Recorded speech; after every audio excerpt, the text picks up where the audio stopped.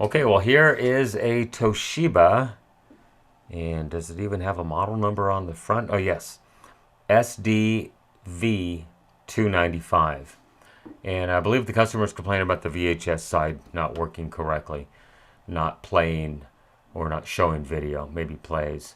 Oh, look at that, it does have a super quasi playback. That means it'll play back a SVHS tape in standard definition quality. And February 2007, Toshiba SD-V295 KU. And apologize, it's upside down. Maybe I'll fix it in editing, maybe not. You guys seem to express some interest in the last video I posted on the Nakamichi tape deck that you'd rather not have a lot of heavy editing going on in this. So, okay. So I'm just going to pop the top off first. Keep in mind my head might get in the way of the camera. It's hanging from the bottom of my workbench. And make sure you have your egg crate that you can put your screws. Hopefully they all go in the same container. And are there screws on the bottom of this one? I wonder. Let's go ahead and get the customer's remote out of the way. Start back here safely. And oh no, there's a screw in the side of it here. Helps if I turn the stupid thing on the right direction, yeah. And one more on this side. And I do have it in the correct direction. And I probably should have separated those screws because some are basically sheet metal and some are machine thread. But well, actually, no, they're... Oh, my bad. They're all sheet metal screws. I thought the side ones were machine thread. Whoops. That's what happens when you think.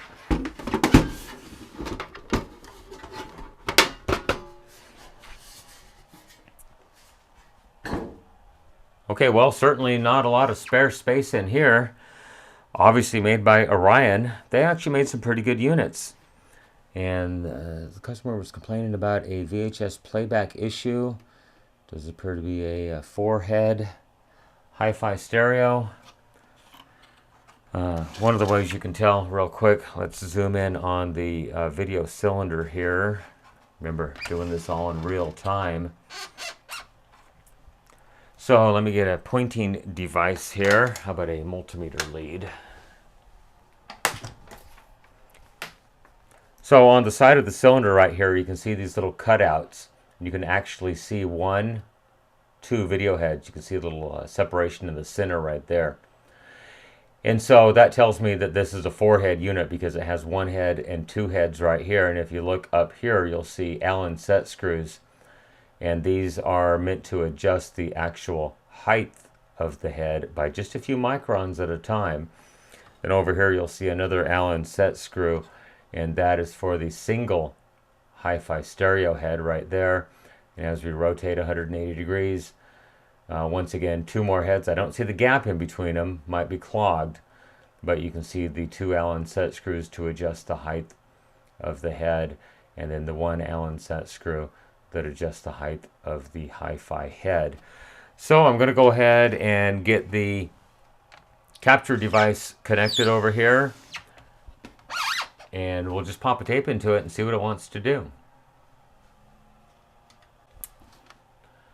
Okay, so I do have the capture device connected to the unit. Let's zoom in on it just a little bit. Okay, much better. Fills your screen a bit. Capture device is connected. I have not applied power to this unit yet, so I'm going to go ahead and do that right now. Power is on, and I do see a dash clock display, so that's good. Capture device will start running momentarily. Capture in 3, 2, 1, capture. It says it is recording. So I'm going to go ahead and hit the power button. And on the screen I do see the line 1. So I've got a tape over here, and I'm just going to pop it in, and we'll see what it wants to do. Does not want to even take the tape. Did it power down? No. Power is on. And I do have it in the VCR mode. Okay, well, that's not good. I thought it was going to have some kind of a video playback issue. So now I've got to look at the loading motor. Luckily there's no belt and it's all gear driven. And yeah, it does not even want to attempt to accept a tape. So that's ejecting. And it should actually start moving if the mode select switch moves. And yeah, ignore the dog. It's okay. So I'm going to go ahead and power it back down. And let me zoom in just a little bit straight down right here. So there's the basically the mode select gear. You can see the end of the loading motor right here. And I don't think I can rotate it without getting my hand in the way, but oh, there you go. You can see it's rotating. It's moving the main mode gear right down here. So when I power this thing up, the mechanism should try to resort to a home position. And it did. Okay, so that's good. Why is it not wanting to accept a tape? So I powered it on. It did home back and forth once again. Does it do it every time? Power off. Power on. And it does. Okay, so that's a very good sign. Try to pop a tape into it again. And nothing. So I need to go ahead right here and measure. Let's see if you can see it. Yeah, see when I push the tape in right here, this lever right there moves forward, and its job is to block this photo eye, which is basically an infrared diode receiver. And if we go back over to the center right here, you can see this is the prism. There's an infrared emitter that lives under that, and it basically shines light into this one, and then over on the other side to the one that's off the camera for the real rotation, not real rotation, I'm sorry, for the tape detection. The end of tape detection, which is this side, and the beginning of tape detection is this side right here. So yeah, it doesn't move. So what I'm wondering is down here on the circuit board, if I can find a test point that's connected to this infrared receiver, when I go ahead and insert and remove the tape like that, I should see that voltage change. It should go from, if it sees the light, typically it's going to see 5 volts, and then when the light's blocked, it should go down to less than half a volt. Put my hand over it. Oh, was it just too much light? Well, maybe it was just too much light. Let's go ahead and I'll kill 3 of the 4 lights. And still no good. Okay, I'll turn on a auxiliary light, and I'll kill 4 of the 4 lights. And you can see my head moving there. And power still applied. And it does take the day. It was just ambient lighting. Duh. Okay, let's zoom. And it is playing, but it's very snowy and very grainy, as you can see on the video monitor here. So it looks like it's probably got a clogged video head. So let's see, let's hit fast forward search, and you can see it's basically all over the place as far as video goes. Okay, back to play. Is this the Yeah, red definitely a clogged head. So let's go ahead and eject the tape out of here.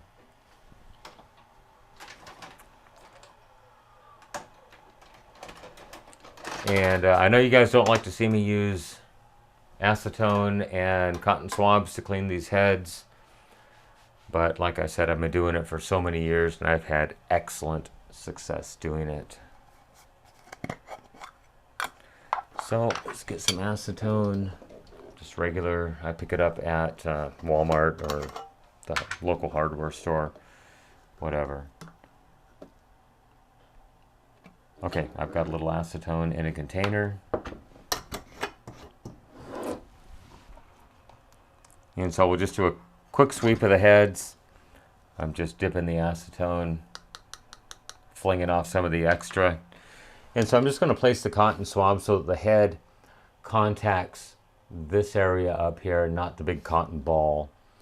And like I said, I've been doing this for, since the early 80s, I'd say.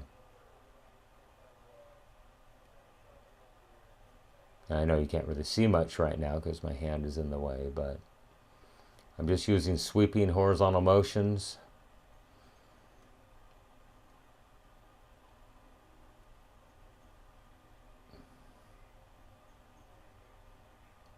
Barely applying any pressure to the heads themselves.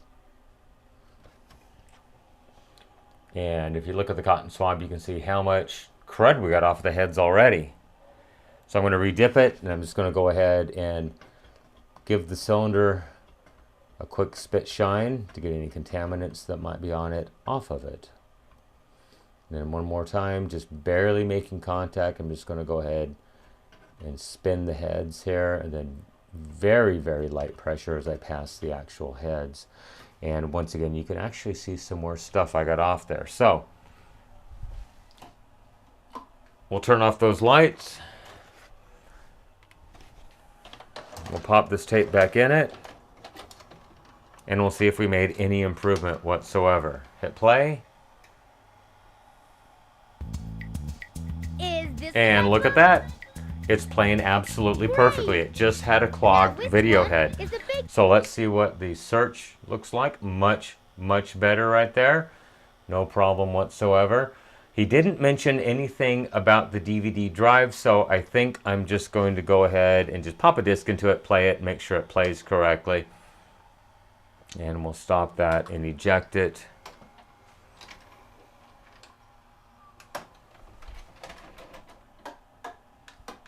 Turn on the rest of the lights so you guys can see once again.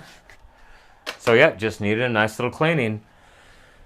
So normally I speed this up, but some of you expressed interest in seeing the entire thing. So right now I'm cleaning the bottom cylinder, the lower cylinder, and what I'm doing is you can see I'm moving the video head. So I'm always cleaning in between this head and those, or excuse me, this head, which is the hi-fi head, and those two heads right there. So I'm moving the cylinder out of the way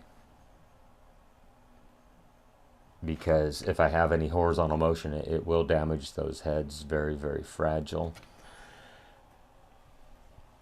So audio control, this does not have an erase head. Wow. Normally they have an erase head to erase. Some of the video actually overlaps into the audio track, and you can actually listen to it as a high frequency noise, especially on an SLP tape. And so this unit has no audio erase head, because normally they just erase that track for the audio head to make sure it gets a clean linear signal. Of course, since hi-fi stereo came out in the mid-80s, 84, 85 I think it was, there hasn't been much of a need for linear audio.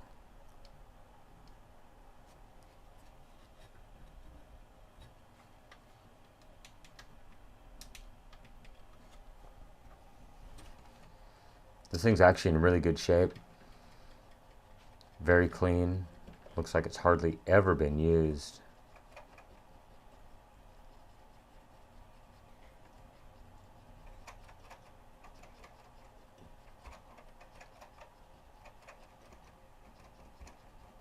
Well, I should have zoomed in a little bit. I'm sorry. Now we can actually see what might be going on over here now that I'm done. You're welcome. Yeah, I talk to myself a lot when I'm doing this stuff, so it's just the way it goes.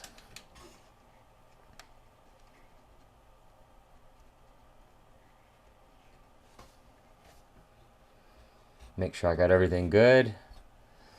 And I'm going to go over one more time because I don't believe I cleaned these rollers. I think they're nylon, if I'm not mistaken.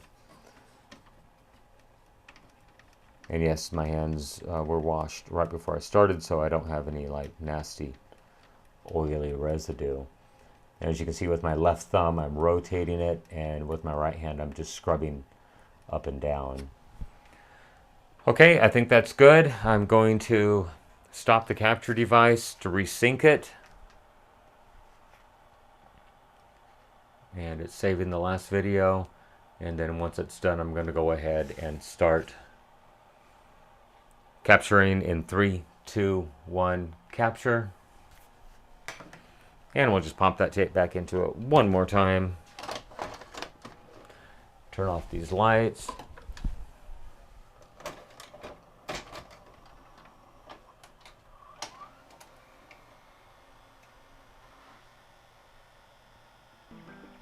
And there it is, playing perfect once again. So that's an SLP tape, a 6-hour tape. So it's not using all 4 of the video heads.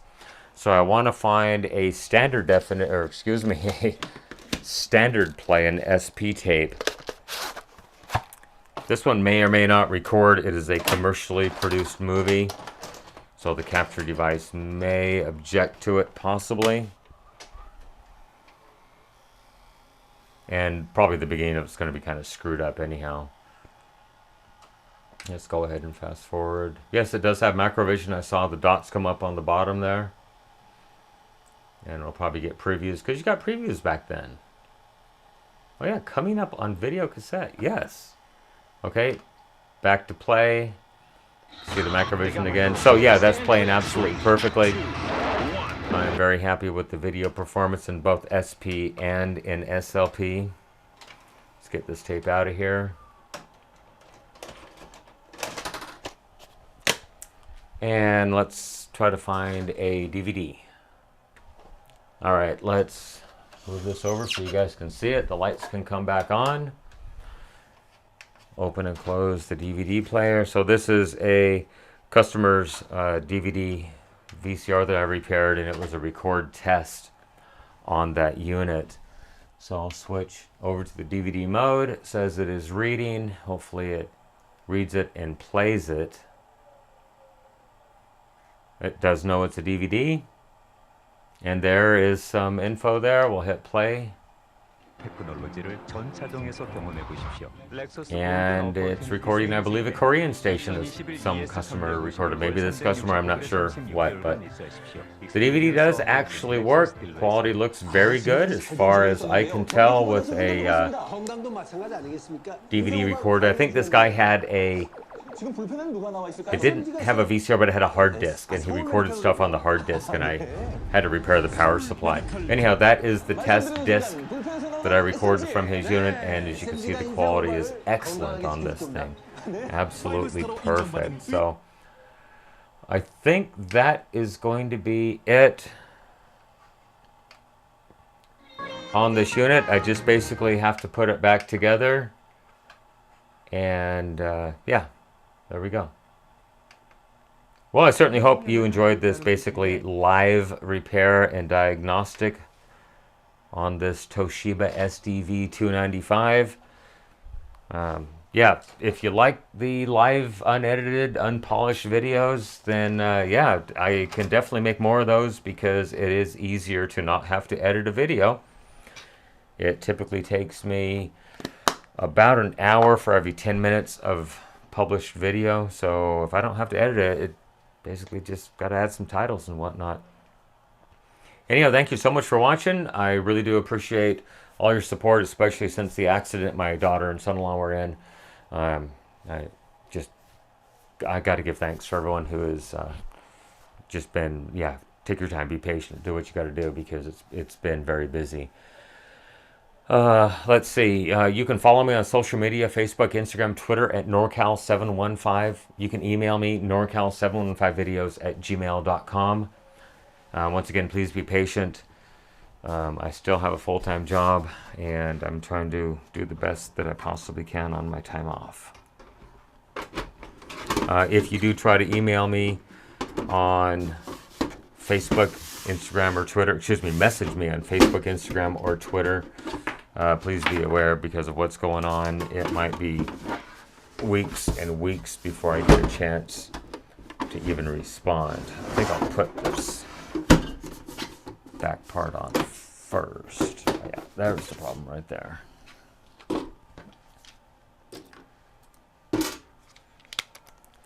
So once again, thank you everyone who's been patient. I'm trying to get caught up as I have free time, which is not a heck of a lot.